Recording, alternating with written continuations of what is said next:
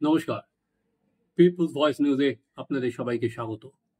আমাদের এই দেশ ঝন্টু আলী শেখদের জন্য, এই শহীদ আজ ভারতকে রক্ষা করতে গিয়ে নিজেকে জীবনকে উৎসর্গ করেছেন। ঝন্টুর দেহ যখন নদিয়াতে এলো, আমি যখন এই প্রতিবেদন করছি তখন ঝন্টুর দেহ তার কিছু সময় আগেই এসেছিল নদিয়াতে। সেখানে ভিড়ে ভেঙে পড়েছিল, কারণ ঝন্টু আলী শেখ শুধুমাত্র এখন আর তো একটা নদিয়ার একটা ছেলে নয়। ঝন্টু আলী শেখ শুধু একটা তো নদিয়ার নাম নয়, ঝন্টু আলী শেখের নাম আজকে ভারতবর্ষের বীর গাথার সঙ্গে মিলে গেল। যারা শহীদ ভারতের, যারা ভারতকে বাঁচানোর জন্য জীবন বলিদান করেছেন, ঝন্টু তাদেরই একজন। তারা দেখুন ঝন্টুর যে শেষ যাত্রা, সেখানে আজকে কত লোক ঝন্টুকে দেখার জন্য আজকে ভিড় করেছিল। আজকে সেই গ্রামকে সেই ঝন্টু গর্বিত করল।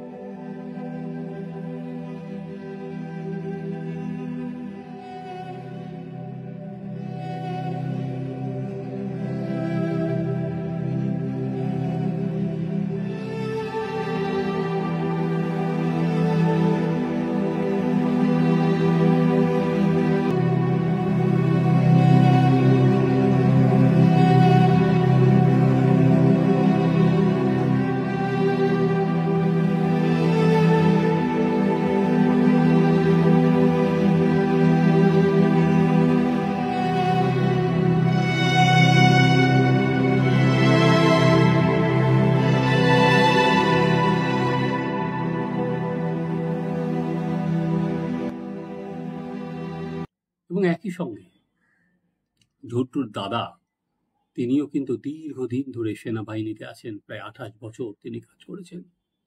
তিনি কিন্তু পরিষ্কার ভাষাতেই যেটা বললেন যে বদলা চাই। হ্যাঁ, বদলা চাই। बदला तो हम हमेशा के लिए तैयार है। मैं हमेशा बदला के लिए है। इंडियन आर्मी जो है हमेशा बदला लेने के लिए बैठे हैं और बदला ले भी रहा है और लेते रहेंगे। ये जो 26 जनता जो सिविलियन हैं, एक मासूम लोग हैं जिनको निर्मम हत्या किया गया, लेकिन जो मेरा भाई है उनकी बदले की जो चाहत था, उसमें मेरा भाई का जुनून था कि मैं बदला लूँगा, लेकिन भाई कामयाब नहीं हो पाया। इसमें दुश्मन कामयाब हुआ, लेकिन वो छोड़ा नहीं जाएगा, बदला जरूर मिलेगा। এটাই আজকে শুধু ঝন্টু বা ঝন্টুর দাদা তাদের কণ্ঠস্বর নয়, এটা আপামর ভারতবর্ষের কণ্ঠস্বর। বদলা চাই। এই যে ঝন্টুদের যে শেষ রক্তবিন্দু আজকে কিন্তু বদলা চাইছে। যে নিরীহ 26 জন পর্যটকের পরিবার বদলা চাইছে। ঝন্টুর স্ত্রীও বলেছেন বদলা চাই।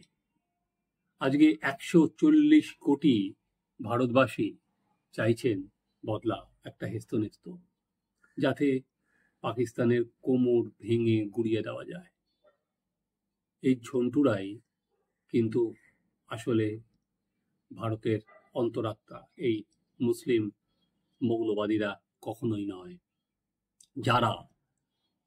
যারা শুধুমাত্র হিন্দু পরিচয়ের জন্য এতজন মানুষকে নৃশংসভাবে খুন করতে পারেন। তারা কিন্তু কোনো সময় বলতে পারবেন না যে এই মৌলবাদী, এই মুসলিম মৌলবাদী, তাদের বিরুদ্ধে কিন্তু আমাদের গলার স্বর দিনকে দিন আরো বেশি করে সুর চড়াতে হবে এই মুসলিম মৌলবাদের বিরুদ্ধে। কারণ ঝন্টুরা, ভারত তো ঝন্টুদের কণ্ঠস্বর শুনতে চায়, অথচ ঝন্টুরা তাদের কাছে হয়তো কাফের, কারণ তারা ভারতের জন্য প্রাণ বিসর্জন দেন, আত্মবলিদান দেন। এই মৌলবাদীদের, এই ঝন্টুদের রেখে স্বার্থ রক্ষা হয় না, তাই তাদের চোখে এরা একটা কাফের। আজকে পাকিস্তান একদিকে যেমন দিনের পর দিন বোঝাই যাচ্ছে, তারা এই ভারতের নানা ক্রিয়াকলাপে তারা দিনের পর দিন শুধু বিশ্বের দরবারে নয়, তারা নিজেদের দেশেও ক্রমেশ চাপের মুখে পড়ছেন, কিন্তু তাদের হাবভাব, তাদের যে অ্যাক্টিভিটি, তাতে পরিষ্কার বোঝা যাচ্ছে তাদের মধ্যে, পাকিস্তানের নাগরিকদের মধ্যে, পাকিস্তানের ডিপ্লোম্যাটদের মধ্যে ভারত বিরোধী মনোভাব কতটা গেঁথে আছে। শুক্রবার দিন লন্ডন হাই কমিশনে প্রবাসী যারা ভারতীয় আছে, তারা পাকিস্তানের যে হাই কমিশন লন্ডনে, সেখানে একটা বিক্ষোভ মিছিলের আয়োজন করেছিল। খুব শান্ত বিক্ষোভ মিছিল ছিল, কিচ্ছু ছিল না।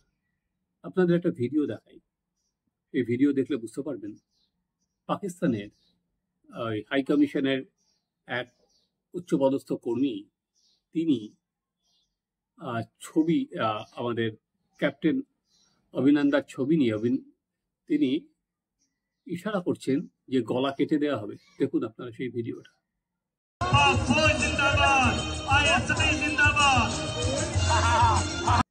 কোন জায়গায় ইনসেনসিটিভ একটা দেশ হতে পারে যে যাদের হাতে এই ২৬ জন পর্যটক খুনের রক্ত লেগে আছে, যেই দেশের হাতে, যারা আমরা দেখতে পাচ্ছি যে আসিফ মুনির, যে ওখানকার সেনাবাহিনীর এক প্রাক্তন আধিকারিক, যেটা এক্স হ্যান্ডেলে পোস্ট করেছেন যে পাকিস্তানের সেনাপ্রধান সরাসরি এই নির্দেশ দিয়েছেন নিজের আসন বাঁচানোর জন্য।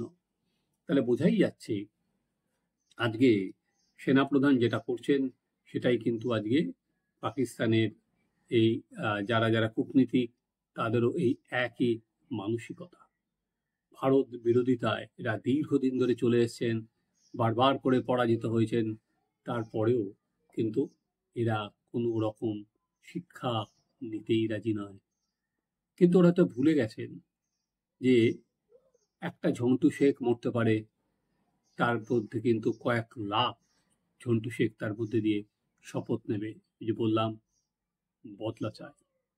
ফলে তাদের দিন কিন্তু আমার মনে হয় দ্রুত তারা দেখতে পারবে যে স্ট্রাইক যেটা হবে সেটা কিন্তু অচিরেই তারা বুঝতে পারবে।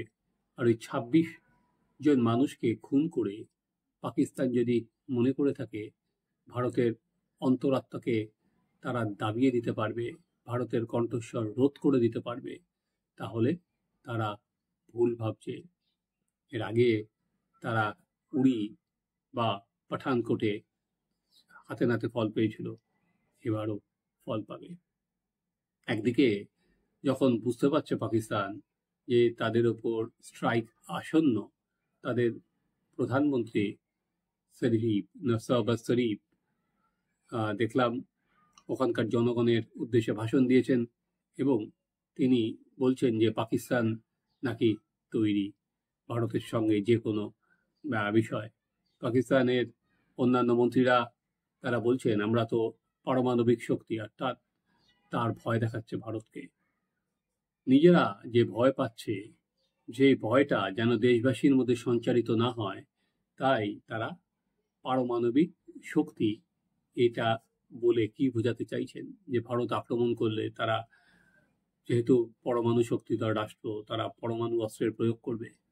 সেটা ধারে ও ভারে, কি বিমান বাহিনী, কি স্থল বাহিনী, কি নৌবাহিনী, পাকিস্তান বহু বহু বহু যোজন দূরে পিছিয়ে আছে এবং আজকে আন্তর্জাতিক স্তরেও কিন্তু পাকিস্তান এক ঘরে।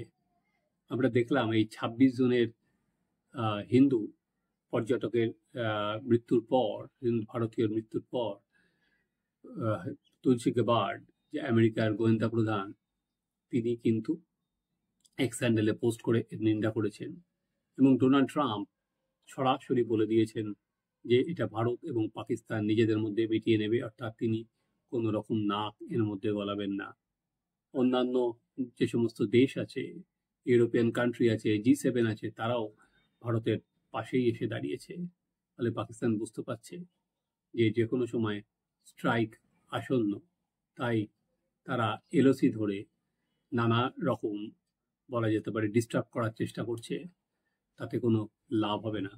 হয়তো অনেকে মনে করছেন যে সমস্ত জঙ্গিরা এই নিধনের সঙ্গে যুক্ত ছিল, তারা হয়তো এলওসির কাছাকাছি পৌঁছে গেছেন বলেই ভারতের অ্যাটেনশন তারা ডাইভার্ট করতে চান। কিন্তু এই ৪ জন যে জঙ্গি আছেন তারা খতম হবেই। এখানে এদের বিরুদ্ধে স্বাভাবিকভাবেই ভারত সরকার যেটা জানিয়ে দিয়েছেন, জিরো টলারেন্স। অতএব যিনি এই গলা কাটার ভঙ্গিমায় আজকে উদ্ধত আচরণ করছেন, একবার পারলে এই ঝন্টু আলী শেখের পরিবারের বয়ানটা শুনে নেবেন। বদলা চাই, এটাই আজকে ভারতের আওয়াজ। আপনারা দেখতে থাকুন আমাদের চ্যানেল সাবস্ক্রাইব করুন, আপনাদের মতামত জানান।